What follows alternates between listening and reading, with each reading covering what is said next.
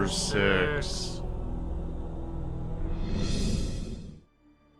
Halo Wars 2 released nearly 8 years after the original. The original developer, Ensemble Studios' closure, meant there was no active development on the sequel until 2014.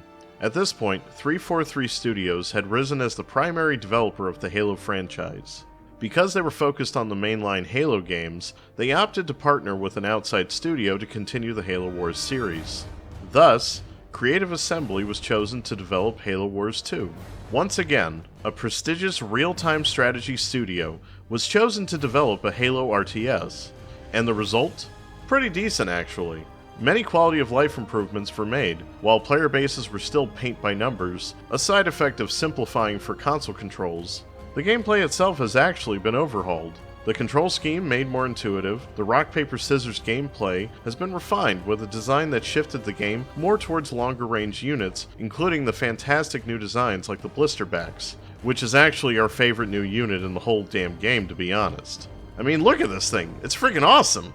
As much as I enjoyed the gameplay, though, my favorite thing about the game is more narrative-based. The Spirit of Fire wakes up from cryosleep after the events of Halo 4, and happen upon a very not destroyed and very deserted Forerunner Ark.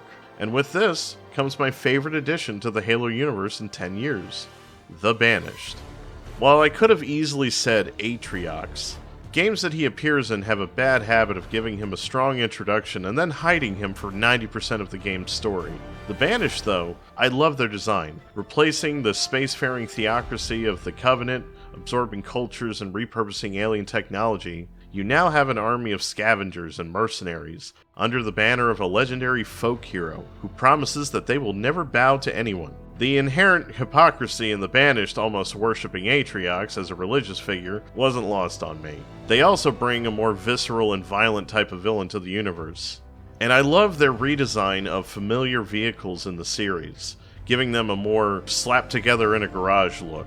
Specifically, how the Wraiths look like they have cow catchers on them now. We've seen the calculating and efficient Covenant invasions, the chaos and horror of the Flood, the endlessly resurrecting Prometheans. The Banished, though, are a battle-hardened group of killers, with a relentless and singular focus. And because of how regimented and organized they are, they're enemies that actually most resemble the UNSC. At the most desperate and tenuous times during the Covenant War, the UNSC had to resort to tenacious and often suicidal strategies just to secure victories. Now they're facing an enemy that's just as tenacious as they were. This does wonders for the narrative. The entire campaign feels like an actual uphill battle for survival, and the final mission's banter between Cutter and Atriox solidifies both characters in my mind as bitter rivals going forward, and I hope one day they meet again in some capacity for a rematch. I'll talk to my manager and see what I can do. Just a little longer. I'm talking to no one. I would, of course, love for them to meet again in Halo Infinite, maybe as a campaign expansion. I won't hold my breath, but you never know.